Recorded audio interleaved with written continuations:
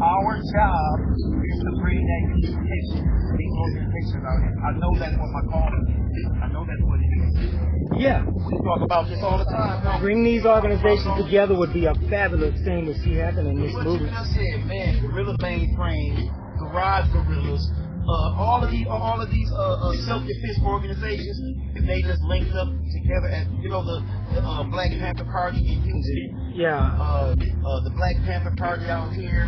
There may be philosophical difference. There's some small differences. Yeah. You just said it. It's very small differences, things that we can all sit down at the table and hash out before it's done. I think the difference could be expressed in terms of how much soldiering are we talking about? Are these more soldiers than intellectuals or planners? Are they soldiering? You know, protecting our neighborhoods, protecting women and children. Like I said, our fight is on different, it's on different factions. Okay, we need the thinkers, we need the soldiers, we need the doctors, we need the the nutritionists cannot argue with the foot soldier because the foot soldier is on the front line. The nutritionist is making sure we got the proper nutrients. So I can't say you fight the wrong battle. She can't say you fight the wrong battle. Yeah. Every battle you fight is the battle. Right. The battle is the one you choose. Yeah, you kind of need to let soldiers make strategic calls. Our best move is over here, or you gotta listen to the thinkers. So that's just like I don't really like to use this too much because I don't like the UN, but that's just like the UN. It's a building full of leaders. All right. Yeah. Everybody has to realize each person is a leader of their own organization, so they cannot be treated like followers. They have to be treated like leaders. Everybody has ideas, so all those ideas got to be put on the table, and everybody's idea has to be put to a vote.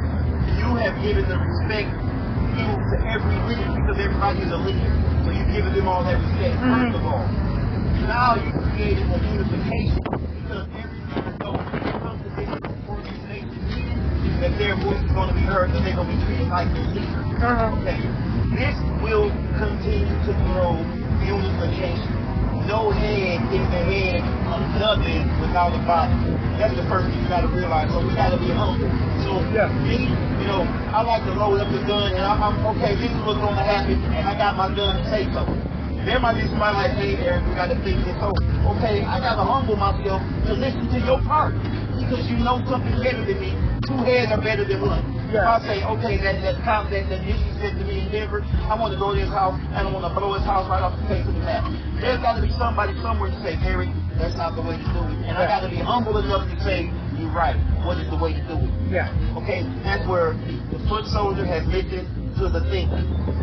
That's a unification that is so strong within itself because now you got a warrior with a head on his shoulders. Yeah, it's like the United States had a model with the Constitution. It really wasn't a bad model. You have a civilian leader, you have a civilian lawmakers, and you have dedicated, honest, honorable soldiers. Exactly. But they're not running each other's business. Pretty much can't. The president can't control Congress. Congress can't control the army can't control the president. Nobody really controls. Even the president, he don't really control everything. You made an amazing point right there. Nobody can tell the other faction what to do. All right.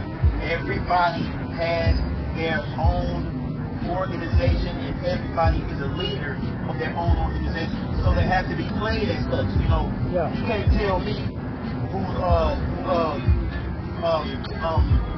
I don't have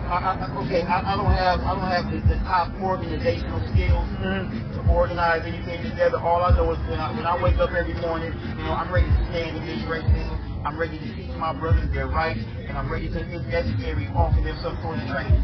Yeah. That's what I know. Now, I don't know how to organize these things. If somebody comes along to me and says, hey, I'm a great organizer, you got the job. Yeah. If somebody says, well, hey, I know a little bit more training than you, you got the job. I always have a respect for the quality of labor, the person who has the knowledge of that job. I mean, that's all the respect. I give all the respect to the brother that's teaching me. Exactly. I don't know anything. You know something, then I have to be humble enough to say, all right, I need to learn. That's the problem, with our people. One of the main problems with the black man, and I'm speaking from a black man perspective, is we don't want to be taught. No. So how do you fight that? We don't want another man to sit down and tell me how to do this. We don't want to be taught. Because we natural leaders, we don't want to be taught. So how do you sneak past that? You throw the lesson in there without it being a lesson. You don't tell me 2 + 2 is 4. You say, hey brother, I got 2 of these, you got 2 of these. How much is that today?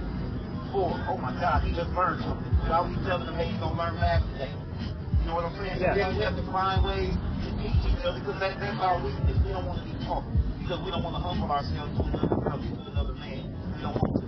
We don't want to. There's training that I have to get. The only way I can get it is to humble myself to another man. So this is where our egos have come into play, and this is where that crab in the barrel mentality that has been plaguing us forever. It's plagued us forever because our oppressors have put in our mind that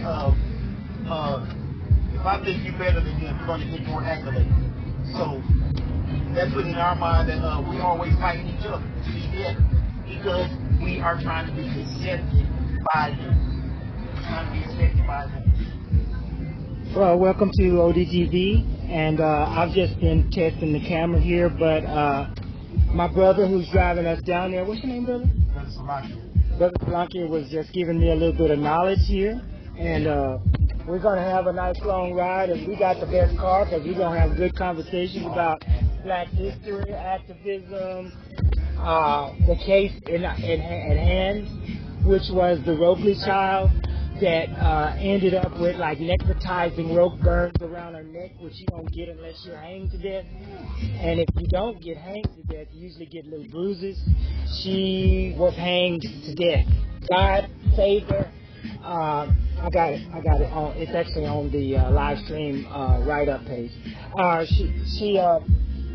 When she came out of the rope, when she finally came out of the rope, which she had to get herself out of, she realized 3 of her white classmates, males, were standing there, just standing there watching her choke and struggle. So, in my opinion, God got her out of the rope. And I want you each to think about pulling a rope to make a swing go and how you, even accidentally, wrap it around your neck, but you don't know you made that accident. 1 minute you're swinging, and 1 minute, zoop, here comes the rope around your neck. And when you come out of the whole thing, here's 3 white kids that have already been bullying you, standing there. Now the results, my people, no investigation, none. So that's why I'm sure that's part of the reason black militant organizations led by the Black Women's Defense League have decided that this young black woman needs our presence. We're kind of split up a little bit today. Some of the Balagons had another engagement to go to. But we're feeling really good about our presence in Waco today. We're going to stand down there. Deborah and the other members of the organization did some flyering a couple of days ago down there to let Wacoans know that we're coming. And I welcome you all. The broadcast will be up at 3 o'clock. This was just a test. So I'm going to go back and look at this footage and figure out if we have any problems. Thank you for joining us if you're already watching the page or if you do follow and you got a notification on YouTube. Live stream followers, you already know the channel has moved to YouTube, so I announced it on live stream. Come on over to YouTube at 3 o'clock. We'll see you all. Hello, Dallas activists, and goodbye.